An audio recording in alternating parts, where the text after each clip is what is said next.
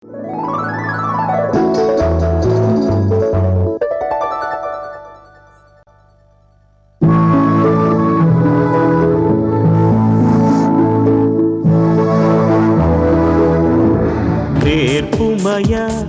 నజరేయ మా జన్మానికి మాదిరి, నేర్పుమయా నజరేయ మా జన్మానికి మాదిరి, నిలుపుమయా మాలో నీ సిలువ స్వరూపం.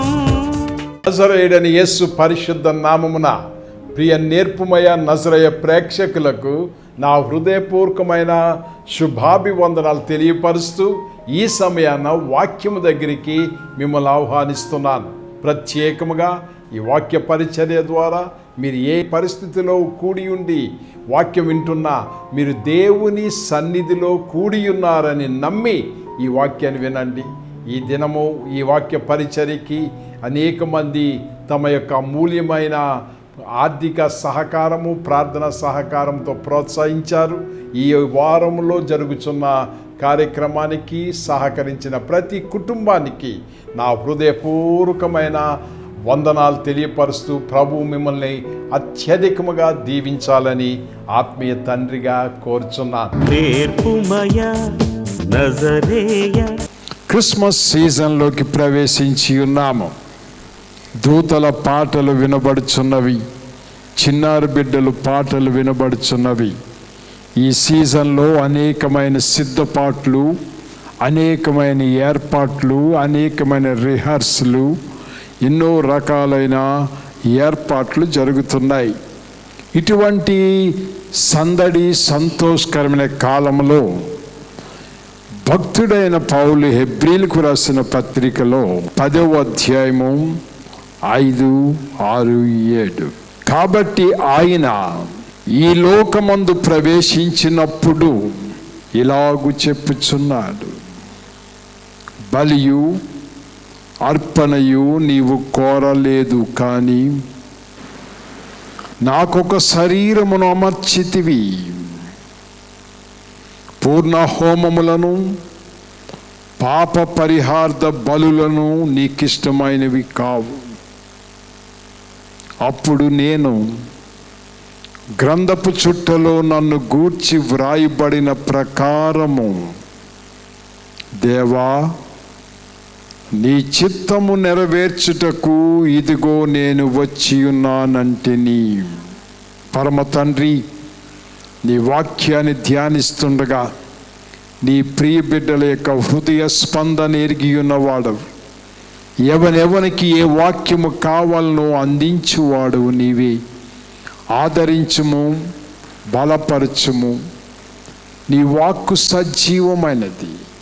నీ బిడ్డల ముందు ధ్యానిస్తుండగా నా నోట నీ మాట ఉంచుము, నీ స్వరం వినిపింపచేయము. నీవే ప్రత్యక్షపరచుకొని నీవే మహిమ ఘనత తెచ్చుకొనమని యేసు పరిశుద్ధ నామమున వేడుకొనుచున్నాము తండ్రి, ఆమేన్. ఈ క్రిస్మస్ సీజన్లో అనేకమైన క్రిస్మస్ జరుగుతూ ఉంటాయి.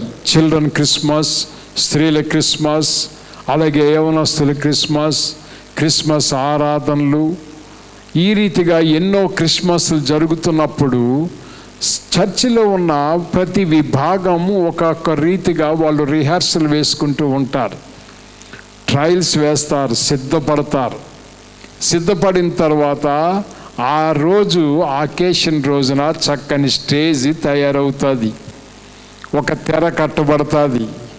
ఆ తెర కట్టిన తరువాత స్టేజ్ మీద వాళ్ళ యొక్క పాత్రలు నిర్వహించడానికి, వాళ్ళ వచనాలు చెప్పడానికి, డైలాగ్స్ చెప్పడానికి సిద్ధపడతారు. జకరయ్య వృద్ధుడిగా, ఎలిజబెత్ వృద్ధురాలుగా, నిద్రపోతున్న యేసేపుగా, దేవదూతలు యేసేపు దగ్గరికి రావడం, లేక మరియా యొక్క యాతన, బెత్లెహేము దారి, ఇలాగూ ఎన్నో డైలాగ్స్తో, అభినయాలతో తమ పాత్రలు నిర్వహిస్తారు. దాన్ని చూసి మనము చాలా సందడిగా మనము ఆనందిస్తాం. ఒక విషయం విచిత్రం ఏమిటంటే, ఈ యొక్క డ్రామాలు లేక స్టేజ్ మీద వేసే ప్రతి పాత్రకి ఒక డైరెక్టర్ ఉంటారు, వెనకాల తెర వెనకాల ఉంటారు. వాళ్ళ చేతిలో ఆ యొక్క నాటకానికి సంబంధించిన డైలాగ్స్ అని ఆ కాగితం మీద ఉంటాయి. ఒకవేళ ఈ పాత్ర నిర్వహించే వ్యక్తి ఆ డైలాగ్ను మర్చిపోతే ఒకని చేతిలో ఆ స్క్రిప్ట్ ఉంటుంది, ఆ స్క్రిప్ట్ చూస్తూ ఉంటారు. మధ్యలో ఎవరైనా మర్చిపోతే ఆ స్క్రిప్ట్ చదివి వినిపిస్తారు. ఆ చదివి వినిపించే వ్యక్తి ఆడియన్స్కి కానీ ఆ జన సమూహానికి కానీ కనపడడు, తెర వెనకాలే ఉంటాడు. ఇది రోజు మనము క్రిస్మస్ సీజన్ స్టేజ్ మీద జరిగే పరిణామాల్లో చూస్తాం. అయితే ఈరోజు నేను ప్రత్యేకముగా ఈ సిద్ధపాట్లు, ఈ యొక్క స్క్రిప్టు, ఈ యొక్క లిఖితపూర్తమైన వచనాలు అవన్నీ ఒక రీతిగా రాయబడి వాటిని జ్ఞాపకం చేస్తూ మర్చిపోయే వాళ్ళకి మరలా దానిని చెప్పడానికి వెనకాల ఒకరు సిద్ధముగా ఉంటే, ఆనాడు 2000 సంవత్సరాల క్రితము మనకి తెలియదు, తెర వెనుక ఒక డైలాగ్స్ నడిచాయి.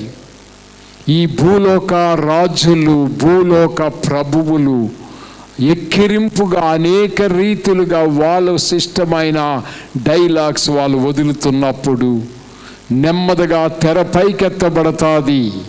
రాజుల రాజు, ప్రభుల ప్రభు తన ప్రియ కుమారుని పంపబోచున్నాడు. ఆ ప్రియ కుమారుని గూర్చిన డైలాగ్ బయటకు వస్తుంది. ఈయన నా ప్రియ కుమారుడు, నా కుమారుని ముద్దు పెట్టుకొనుడి. స్టేజ్ రెడీ అయిపోతుంది. ఇప్పుడు ఆ ప్రియ కుమారుడు స్టేజ్ మీదకి రాబోతున్నాడు.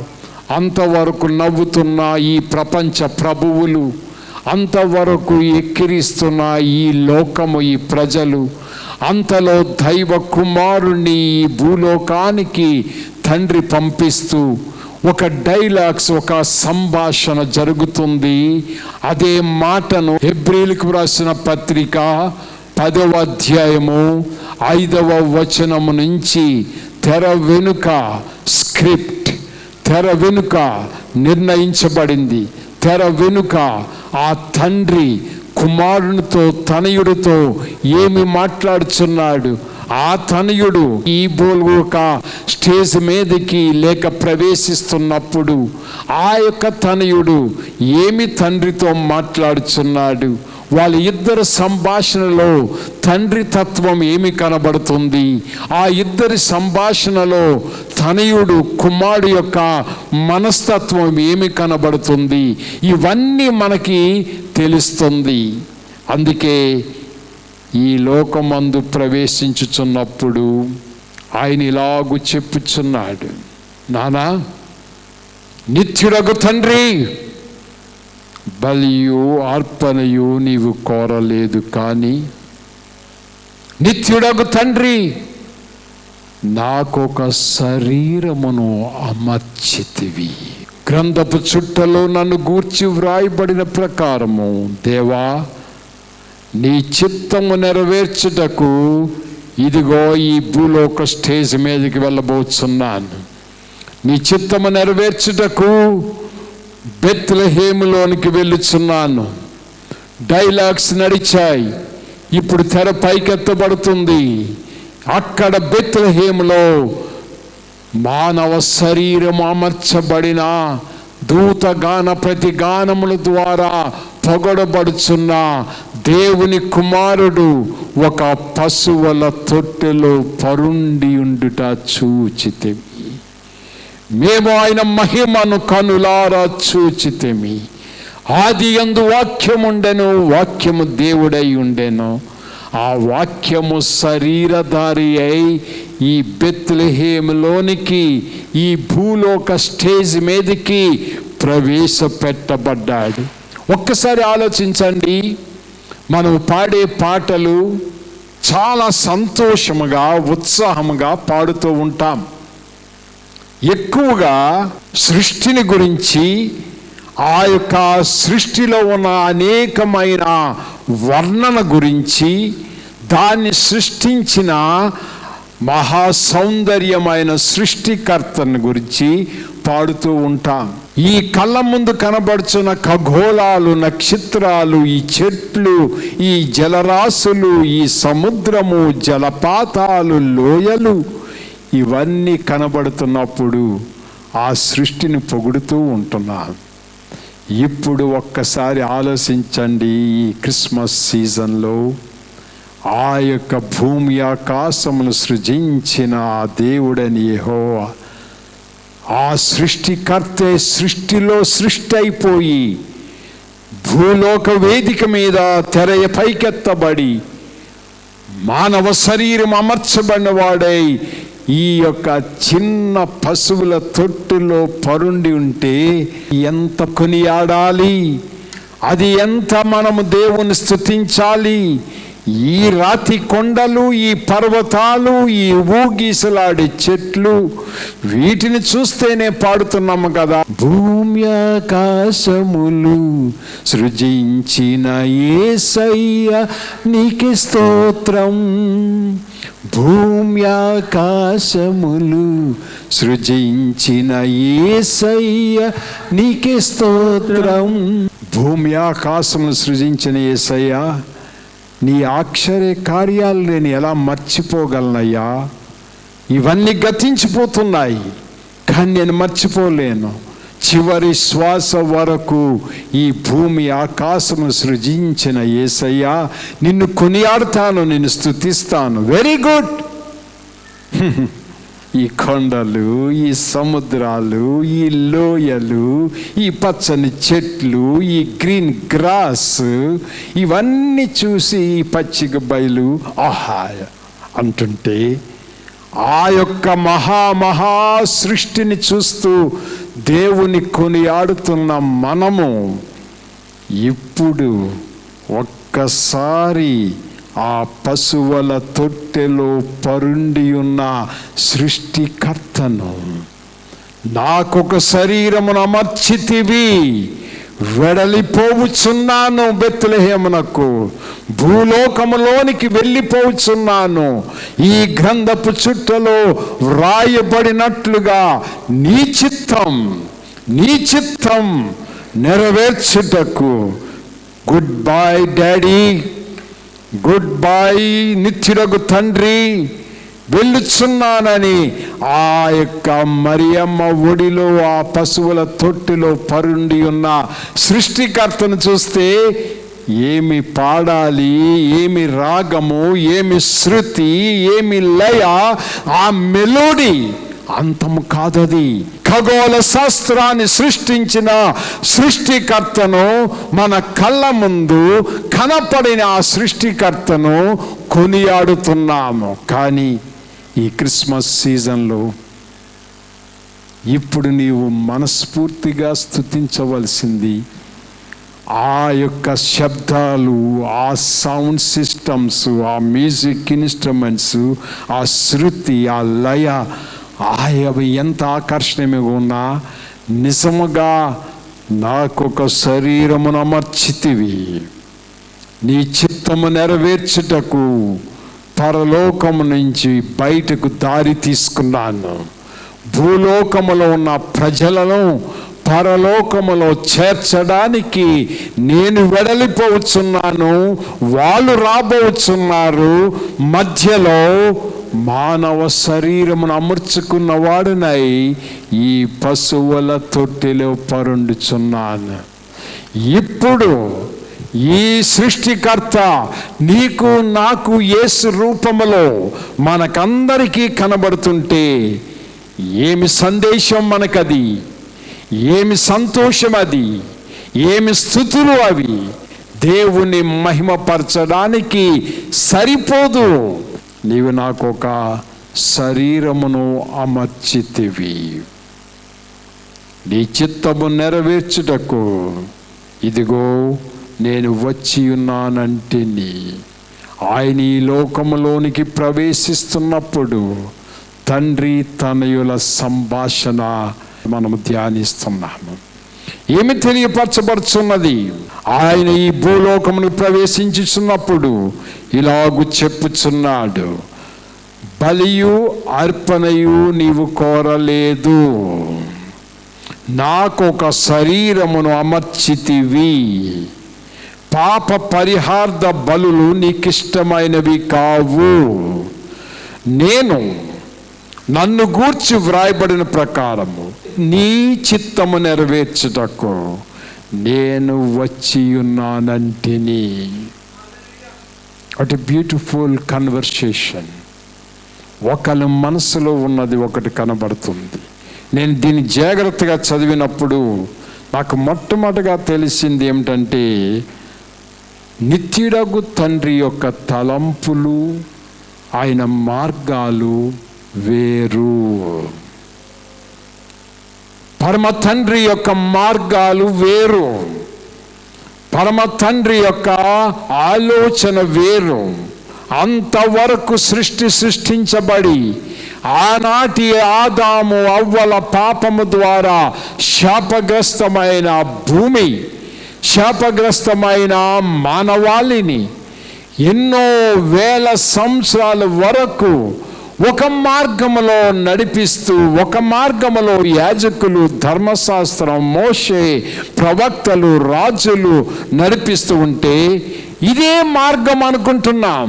బలులు అర్పించుట, పశువులను అర్పించుట, వధించుట, హోమములు పైకే వెళ్ళేటట్లు చూచుట, యాజకులు, ప్రధాన యాజకులు, మందిరము, బలులు, ఈ లోక సంబంధమైనవన్నీ, ఈ యొక్క భూజంతువులు వధించుట, పాపమును పోగొట్టుటకు ఒక మార్గము అనుకుంటుంటే, క్రిస్మస్ నాడు యేసయ్య భూలోకానికి రాకముందు తండ్రి మనసులో ఏముందో గమనించాడు, తండ్రి ఏమి కోరుకుంటున్నాడో గమనించాడు. ఈ వాక్యము నువ్వు ఎక్కడ ఉంటూ వింటున్నా కానీ, ఈరోజు నీ ఇంటిలోనుకో, నీ హృదయంలోనికి ఈ వాక్యం వస్తుంటే, నీ తలంపులు వేరు, మతపరమైన మార్గాలు వేరు, పరమ తండ్రి మార్గాలు వేరు. మతపరమైన మార్గాలు బలులు కోరుకుంటాయి, పాప పరిహార్థమైన బలులు కోరుకుంటాయి, పశువులను వధించుట కోరుకుంటాది. కానీ నా నిత్యుడగు తండ్రి నీవు బలియు అర్పణయు కోరుకొనుట లేదు. దేవునికి స్తోత్రం. Complete change. క్రిస్మస్ రాక మానవాళి యొక్క కర్మనంతా మార్చేస్తుంది. యేసయ్య రాక, ఈ భూలోకంలోనికి రాకతో పరమ తండ్రి యొక్క మార్గాలు వేరు, అవి వేరుగా కనబడుతున్నాయి. అందుకే యేసయ్య కూడా స్వయముగా అన్నాడు, నేనే మార్గం, నేనే సత్యం, నేనే జీవం. చాలాసార్లు యేసయ్య ఎవరు, ఏమిటి అని మనం అనుకుంటే, క్రిస్మస్ నాడే భూలోకానికి వచ్చిన ఒక అవతారమూర్త, ఆ 2000 సంవత్సరాల క్రితం పుట్టిన యేసయ్య, అప్పటి నుంచి దేవుడి చరిత్ర ప్రారంభమైందా? గాడ్స్ హిస్టరీ యేసయ్య జననముతో స్టార్ట్ అయిందా? అప్పుడే దేవుడు కనిపించాడా, అప్పుడే పుట్టాడా అని అనుకుంటారు. అది రాంగ్. యేసయ్య జననము ద్వారా దేవుడు పుట్టినట్టు కాదు, అప్పుడే ఆయన ఉద్భవించినట్టు కాదు. ఆయన ఆది సంభూతుడు, సృష్టికి ముందే ఉన్నవాడు. అదే యోహాను భక్తుడు ముందుగానే చక్కగా తెలియపరిచాడు, ఆది యందు వాక్యం ఉండెను, వాక్యము దేవుని యొద్ద ఉండెను. ఆ వాక్యము శరీరధారి అయి, దేవుని యొద్దున్న వాక్యము, దేవుని దగ్గర ఉన్న తనయుడు మానవ శరీరం అమర్చుకున్నవాడై భూలోకానికి వచ్చాడు. ఒక మార్గము ప్రత్యేకముగా ఏర్పాటు చేయబడుతుంది. ఆయన ఉన్నవాడు, సృష్టికి ముందే ఉన్నవాడు. అందుకే చాలా క్లియర్గా భక్తుడు తెలియపరుస్తాడు, సమస్తము ఆయన మూలకముగా కలిగెను, ఆయన లేకుండా ఏది కలగలేదు. క్రిస్మస్ దేవుడు ఏ రీతిగా ఒక క్రొత్త మార్గములో మనిషికి దగ్గరయ్యాడో కనబడుతుంది. అప్పటికప్పుడు తెర మీదకు వచ్చిన దేవుడు కాదు, అప్పటికప్పుడు బెత్లెహేములో పుట్టిన తనయుడు కాదు. ఆ తనయుడు ఆది సంభూతుడు, సర్వ సృష్టికర్త. ఈ ఖగోళాన్ని, ఈ భూమి ఆకాశాలని సృష్టించాడని కొనియాడుతున్నామే. అప్పుడే ఉన్నాడు. ఆ దేవుని యొక్క మార్గాలు అంతవరకు ప్రత్యేకముగా తమ పాపాలు పోగొట్టుకోవడానికి ఎన్నో ప్రయత్నాలు చేసుకుంటూ వచ్చారు. బలులు అర్పించారు, అర్పణలు ఇచ్చారు, పాప పరిహార్థ బలులు అర్పించారు. ఇవన్నిటిలోనూ మనిషి రక్షింపబడతాడు అనుకుంటే దేవుని యొక్క మార్గాలు వేరుగా ఉన్నాయి. ఒక గొర్రెపిల్ల, ఒక పావురం, ఒక పశువు ఖతం చేయబడుతూ, ఆ రక్తం చిందించబడుతూ, ఆ రక్తము పల్లెములో వేసుకొని యావత్ ఇశ్రాయేలు ప్రజల మీదకి ప్రోక్షించినప్పుడు వారి పాపాలు కడగబడుతున్నాయి అనే ఫీలింగ్లో ఉన్నారు.